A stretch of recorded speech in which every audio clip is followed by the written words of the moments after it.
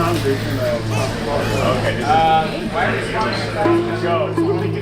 Like your voice and finger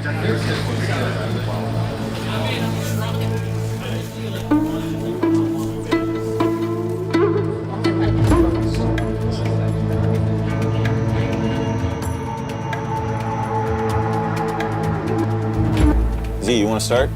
Well, let me ask you. Yeah, ask me What about this game feels familiar versus what things feel different when it comes to like grunt perspective? I think what's crazy is this feels like making a World War II game sometimes. This is our opportunity for Big War, to bring it back and do it the modern warfare way. And to us, that means a large-scale battle, reclaiming a city. All of it's visceral, all of it's gritty, it's all grounded and ripped from the headlines, but we get to experience it in a variety of different ways.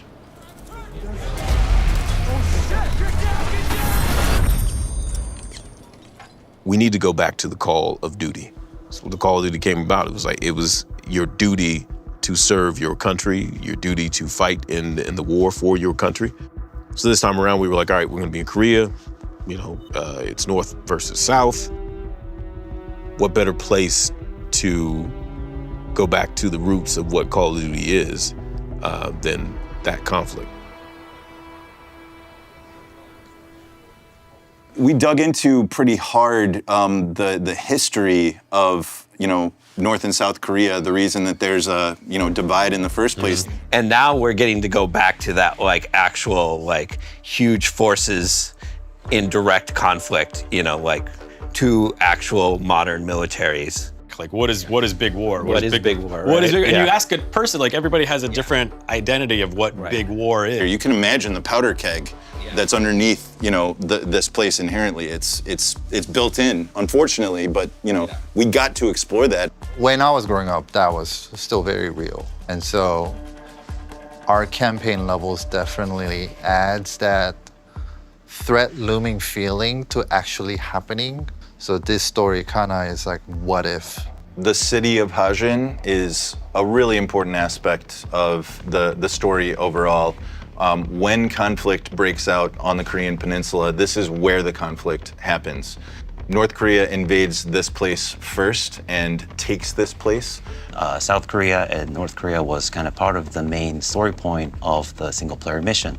So our aim is to make sure that we relive the experience for the players and be able to portray that and then show the aftermath of the story that would happen in the single player. It's a place where our main characters, a lot of them live.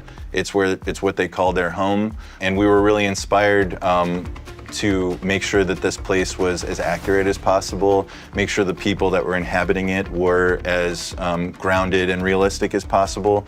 I was able to dug up some of the old photos and references that I've actually lived in. These are some of the areas where you would find in the entertainment districts or some of the apartment sprawl districts. We went from the initial concept stages and pre-productions and then looking at the global art direction for the goal of the game. 저 집들을 싹 비워라! 모두 밖으로 내보내. 알겠나?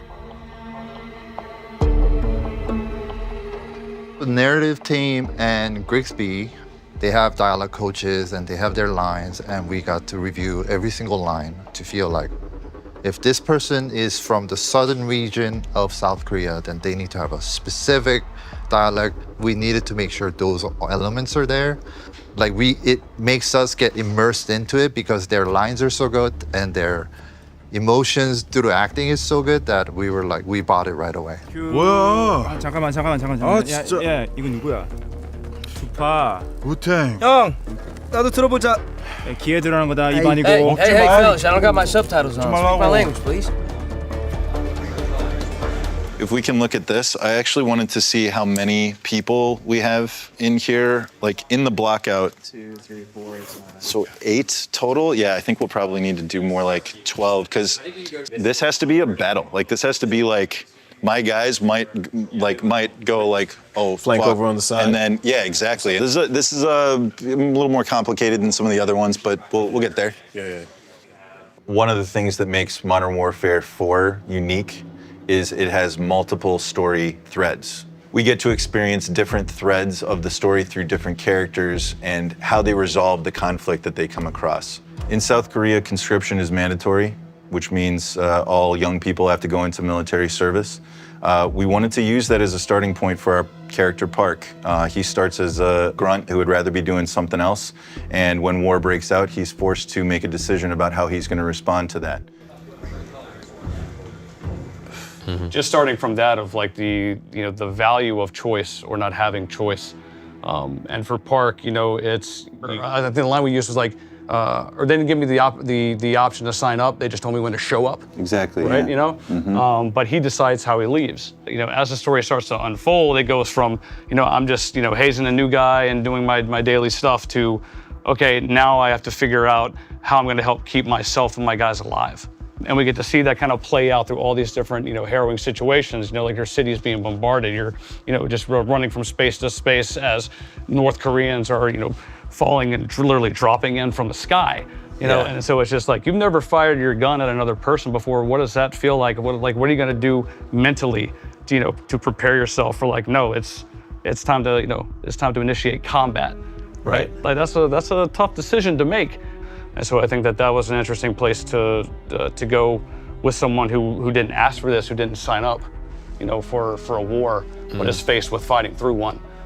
Modern Warfare 4 brings us into new emotional territory because of some of the experiences that the characters have been through, some of the choices that they made that they can't come back from. We get to build on a foundation that makes this new chapter something we've been building towards for a long time, and a story that we're really passionate about telling. Something like this. I think we'll turn this more into just like a full-on, like as though it were a work table, workbench. all the way, workbench across. Yeah, when we first met Praiss in 2019, he taught us that a soldier draws the line wherever they need it. We get dirty and the world stays clean, right? And I think people found that enticing at the time. That was a different way to look at what the good guy is, or what the good guy has to do to make the bad guy scared of the dark.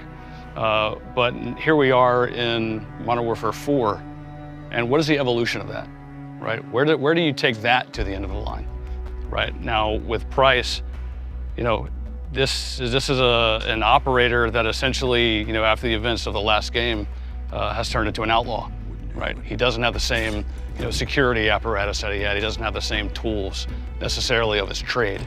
But he's the type of man that's going to find the best tool for the job no matter what he has to do. And we're going to see really kind of how far he's willing to go in this game, what lines he's willing to cross. We are just as excited to see where these characters get to go as we are for people to experience it. If Valeria starts back here and goes up to there, I guess, right? Something like that.